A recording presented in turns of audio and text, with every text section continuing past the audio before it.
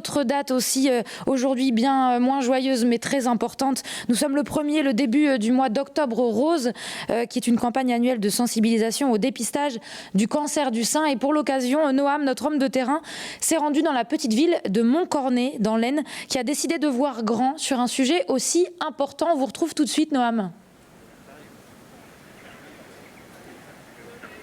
Oui, exactement, Margot, vous le voyez sur les images de Jérôme. Alors, les festivités n'ont pas encore commencé ici, parce que ça commence à 20h, mais c'est déjà installé sur la place de l'Hôtel de Ville, les parapluies qui couvrent ce ciel aujourd'hui, et on a décidé bien d'en parler d'Octobre Rose durant toute cette émission. On commence avec vous, Cécilia, donc vous représentez le CFP 02, donc le Centre de formation personnalisé, et c'est important d'être là aujourd'hui parce que les personnes que vous accompagnez ont mené une action bien particulière. Oui, tout à fait. Donc le CFP 02, nous sommes un organisme de formation et nous intervenons sur la commune de Montcornet dans le cadre d'actions d'insertion portées aussi par le conseil départemental. Donc l'objectif étant de valoriser les compétences des personnes pour après aller vers un parcours d'insertion. Et donc une action a été menée à l'initiative d'une de nos bénéficiaires, Suzy, qui pourra parler justement du projet dans lequel elle a amené le reste du groupe et qui a été très intéressant et très constructif. Et alors, ce projet, c'est la fabrication de ces petits coussins à râpe. Je vais passer derrière vous. Des petits coussins en forme de cœur. Suzy, pourquoi cette idée? Elle vous est venue comment? Pour aider les malades, tout simplement. Ouais. Oui. Alors, il sert à quoi concrètement ce coussin? C'est un maintien pour les femmes atteintes du cancer du sein. D'accord. C'est après l'opération, c'est ça? C'est pour le mettre sous le bras pour être plus confortable? Voilà, c'est ça. D'accord, très bien. Et alors ça s'est passé comment ce projet? Ça s'est fait en groupe? Vous avez été plusieurs autour de ça? Oui, on a demandé des dons de tissus. Le CFP 02 a pris en charge la ouate. Et on a tous fabriqué les coussins. Combien? Beaucoup? 13. Super. Donc tout est fait à la main. Génial. On peut choisir la couleur? Non. Ensuite, ces coussins, du coup, vous en avez fait quoi? Ils sont partis où? Je les ai ramenés moi-même avec une formatrice chez Godino à l'hôpital. D'accord. Et alors, vous en retenez quoi de cette expérience? Je suis très contente, très fière de moi. Oui. Fière de vous? Parce que vous avez rendu service? Voilà. Bon, et ben voilà. Le sourire aux malades. Vous avez donné le sourire aux malades et vous l'avez le sourire et c'est très bien et ça fait du bien. Merci, merci à vous d'avoir été là avec nous et puis Margot, eh bien on revient dans quelques instants. On sera toujours à Montcornet, on continue de rencontrer des associations, mais pas que. Vous allez le voir, on a un programme riche à vous proposer. C'est dans un instant. Tout de suite, on va aborder un sujet très important puisque nous sommes le 1er octobre, le début donc du mois d'Octobre Rose, cette campagne annuelle de sensibilisation au dépistage du cancer du sein. Et puis pour l'occasion, eh bien Noam Huclin s'est rendu dans la petite ville de Montcornet. Montcornet, c'est dans l'Aisne. Et Noam, vous êtes là-bas puisque Montcornet a décidé de voir les choses en grand pour Octobre Rose. Exactement, Margot. Alors, il y a des actions dans toute la région Hauts-de-France, bien évidemment, mais nous, on a décidé de venir ici à Montcornet parce que la municipalité a vu, comme vous le dites, les choses en grand. Elle a fait installer tous ces parapluies roses qu'il y a juste au-dessus de nos têtes. On a d'ailleurs de très beaux parapluies avec nous, Isabelle. Et puis, à partir de ce soir 20h, il y a quelques animations de prévues. Je peux pas vous en dire plus parce que c'est plein de surprises, tout ça. Si vous voulez voir, eh bien, il faut venir à 20h ici.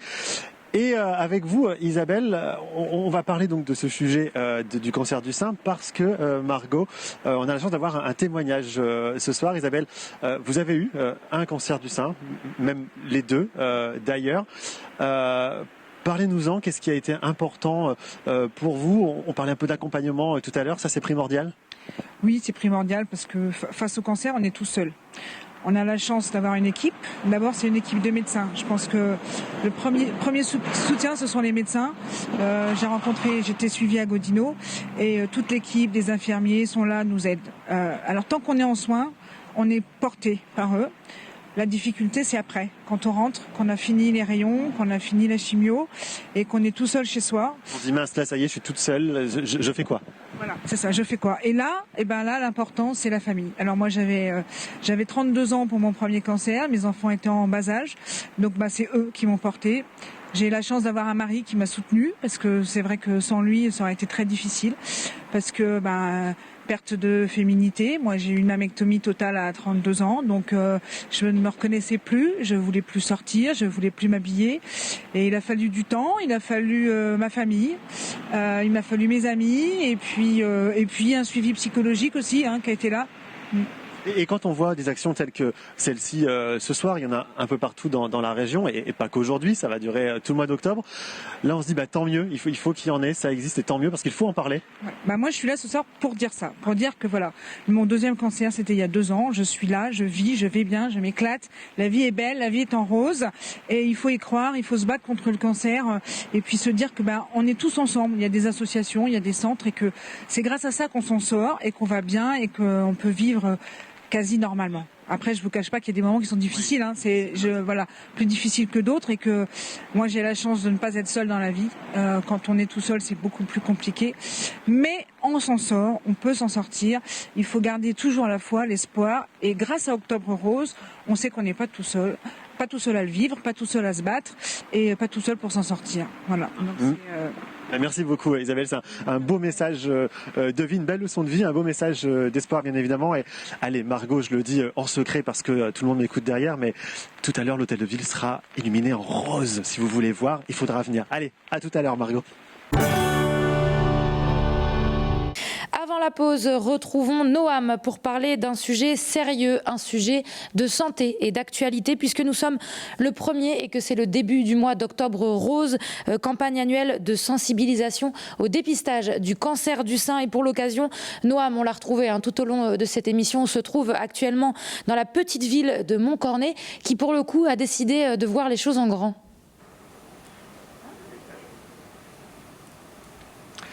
Exactement Margot, la ville de Montcornet a décidé de voir les choses en grand, puisque vous l'avez vu tout à l'heure, il y a des parapluies disposés sur le toit, sur le ciel du parvis de l'hôtel de ville, et pas que, il y a également des festivités prévues ce soir, et notamment il sera possible d'acheter des t-shirts à l'effigie d'Octobre Rose. Pourquoi ? Eh bien pour aider l'association de lutte contre le cancer de Montcornet que vous représentez, Francis. Dites-nous en quelques mots, cette association, elle vient d'où et pourquoi vous l'avez mise en place ? Elle vient tout simplement de 1990. Ouais. Ma mère avait déjà un cancer, et comme moi je faisais beaucoup d'animations au sein du pays en tant qu'animateur de loto, elle m'a dit pourquoi tu ne ferais pas un loto pour le cancer. Donc on a démarré comme ça. Donc on a créé l'association en 91, et puis ça fait 30 ans cette année. Et au départ on devait travailler pour Villejuif. Ouais. Et puis on s'est aperçu avec le temps, on a vu dans un journal qu'il y avait une demande importante à l'Institut Jean Godino de Reims.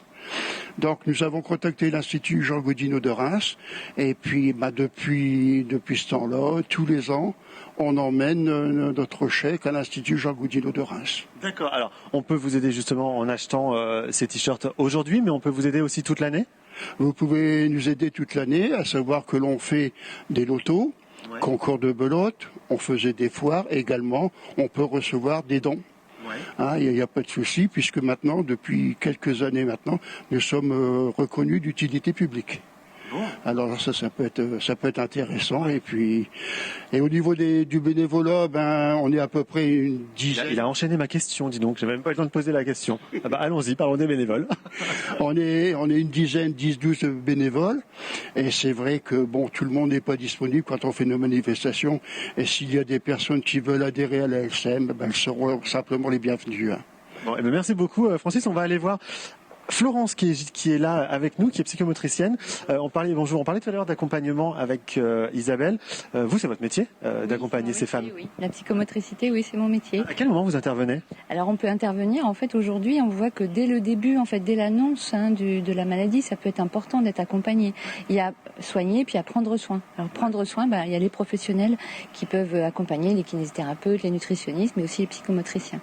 Il faut réapprendre à vivre avec son corps, avec son nouveau corps, c'est ça ? Mais oui, quand on est malade, il y a beaucoup de choses qui viennent se déstructurer, et toute l'alliance corps, psychologie, etc.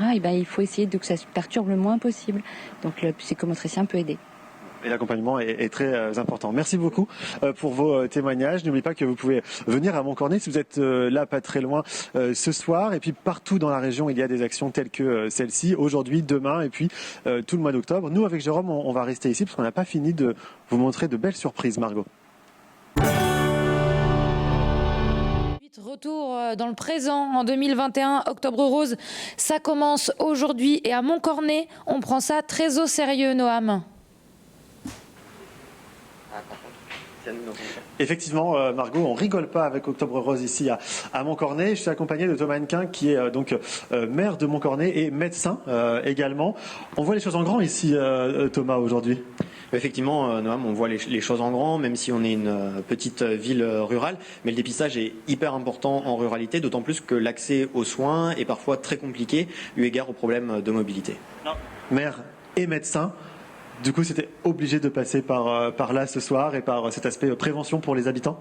C'était pas obligé, mais effectivement, c'est tout un symbole aussi de parler dans la ruralité du dépistage, et qui plus est du cancer du sein qui touche à peu près 60 000 femmes chaque année, dont la moitié sont détectées par la mammographie de dépistage.